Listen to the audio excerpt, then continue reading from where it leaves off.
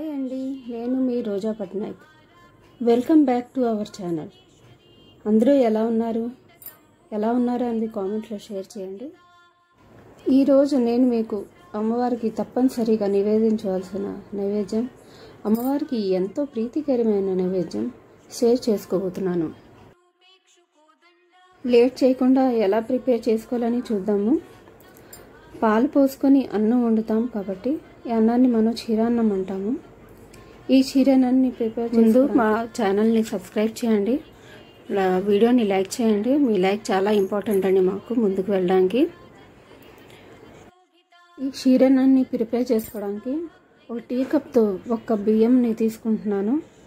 అలాగే అదే కప్తో పావు కప్పు సగ్గుబియ్యాన్ని తీసుకుంటున్నాను. సగ్గుబియ్యం మీకు ఇష్టం లేకపోతే మొత్తం బియ్యంతో చేసుకోవచ్చు. ఇప్పుడు వీటిని 2-3 సార్లు వాష్ చేసుకోవాలి. ఇలా 2-3 సార్లు వాష్ చేసుకుంటే రైస్లో సగ్గుబియ్యంలో ఏవైనా పెస్టిసైడ్స్ ఉంటే పోతాయండి. ఇప్పుడు ఈ వాటర్ని డ్రైన్ చేసేసి మంచినీళ్ళు పోసుకోవాలి. మంచినీళ్ళు పోసుకొని ఒక అరగంట సేపు నానబెట్టుకోవాలి. ఇలా నానబెట్టుకోవడం వల్ల మనకి రైస్ త్వరగా ఉడికిపోతుంది, టేస్ట్ కూడా చాలా బాగుంటుంది. తర్వాత ఈ నైవేద్యానికి పసుపు కుంకుమ రాసుకున్న ఒక గిన్నెని తీసుకొని ఒక 1/2 స్పూన్ వాటర్ వేసుకోవాలండి. వేడి గిన్నెలో పాలు పోసుకుంటే మనకి పాలు విరిగిపోతాయి, అడుగు కూడా అంటేస్తుంది. అందుకే కొంచెం వాటర్ పోసుకొని అప్పుడు పాలు పోసుకుంటే మనకి పాలు ఏమి కావు. ఇలా 4 కప్పులు పాలు పోసుకున్నాను. ఈ నైవేద్యం చేసుకున్నా కూడా ఇలా పసుపు కుంకుమ రాసుకొని మనం గిన్నెకి నైవేద్యం ప్రిపేర్ చేసుకోవాలి. ఇప్పుడు ఈ పాలలో ఒక 1.5 కప్పు వాటర్ కూడా వేస్తున్నాను. ఈ పాలు బాగా పొంగొచ్చే వరకు మరిగించుకుంటున్నాను. మరిగించుకున్నాక రైస్ సగ్గుబియ్యం నానబెట్టుకున్నాం కదా, ఆ రైస్ని వీటిలో వేసుకొని బాగా కలుపుకుంటున్నాను. రైస్ సగ్గుబియ్యం ఉండలు కట్టకుండా బాగా కలుపుకోవాలి. ఇలా లో ఫ్లేమ్లో పెట్టుకొని రైస్ని కుక్ చేసుకోవాలి. ఇప్పుడు బాణీలో నెయ్యి వేసుకొని డ్రై ఫ్రూట్స్ని వేయించుకుందాం. వీడియోస్ని తప్పకుండా లైక్ చేయండి. మీ లైక్ వల్ల వీడియో ముందుకు వెళ్తుందండి వేరే వాళ్ళు చూడడానికి. అందుకే తప్పకుండా లైక్ చేయండి, మాకు చాలా హెల్ప్ అవుతుంది. మీ లైక్, కామెంట్ కానీ సబ్స్క్రైబ్ కూడా చేయండి నా ఛానల్ని. అమ్మవారి పూజల్లో మనం ఎప్పుడైనా ఈ క్షీరాన్నాన్ని నైవేద్యం పెట్టుకోవచ్చు. అమ్మవారికి చాలా ప్రీతికరమైనది. శ్రావణ మాసంలో మామూలుగా మనం వీక్లీ చేసిన శుక్రవారం పూజల్లో, ఆశ్వీజ మాసంలో వచ్చిన నవరాత్రుల్లో కూడా నైవేద్యం పెట్టుకోవచ్చు. రైస్ అయితే బాగా ఉడికిపోతుందండి. ఇంకా పాలు ఇంకొంచెం దగ్గరగా అవ్వాలి. ఇలా కలుపుతూ మనం రైస్ని ఉడికించుకోవాలి. అన్నాన్ని, అన్నం అంటే అమ్మవారికి చాలా ప్రీతికరమైంది.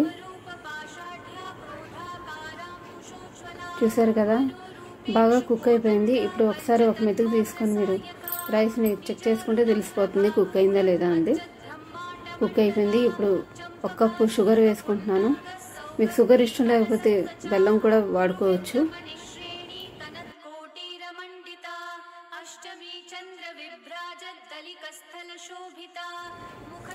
షుగర్ని కూడా వేసుకొని బాగా కలుపుకుంటున్నాను. ఇప్పుడే దంచుకున్న యాలకుల పొడిని కూడా వేసుకుంటున్నాను. దీనివల్ల మంచి స్మెల్ వస్తుందండి మన పాయసాన్నంకి. ఇలా కలుపుకుంటూ అన్నాన్ని ఇంకొంచెం సేపు కుక్ చేసుకోవాలి. ఆల్రెడీ మనకి కుక్ అయిపోయిందండి రైస్. కానీ షుగర్ వేసాం కదా, అది వాటర్ వదులుతుంది కదా, అది కూడా కుక్ అయిపోతే ఇప్పుడు మనం ఫ్రై చేసుకుని పెట్టుకున్న డ్రై ఫ్రూట్స్ని కూడా వేసుకుందాం. ఇదే కన్సిస్టెన్సీతో మనం ఆఫ్ చేసుకోవాలండి స్టవ్. ఎందుకనంటే మళ్ళీ చల్లగా అయిపోయిందంటే సగ్గుబియ్యం వేసుకున్నాం కదా, అది చిక్కగా అయిపోతుంది గట్టిగా. అందుకే ఇదే కన్సిస్టెన్సీతో మనం ఉంచుకున్నామంటే పాయసం చిక్కబడకుండా ఉంటుంది. మన పాయసం రెడీ అయిపోయిందండి, క్షీరాన్నం.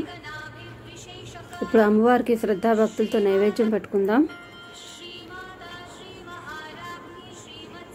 అమ్మవారి ఆశీస్సులు అందరికీ ఉండాలని కోరుకుంటున్నాను. నా ఛానల్ని తప్పకుండా లైక్, షేర్, సబ్స్క్రైబ్ చేయండి. మీ ఫ్రెండ్స్ అండ్ ఫ్యామిలీతో షేర్ కూడా చేయండి. ఇలాంటి మంచి మంచి రెసిపీస్తో మీ ముందుకు వస్తాను.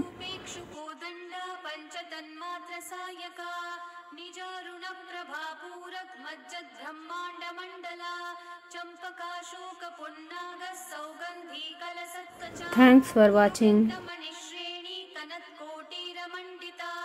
अष्टमी चंद्र विभ्राजद्दलिकस्थल शोभिता मुखचंद्र कलंकाभमृगनाभिविशेषका श्रीमाता श्री महाराज्ञी श्रीमत्सिंहासनेश्वरी चितग्निकुंड संभूता देवकार्य समुद्यता उद्यद्भानु सहस्राभा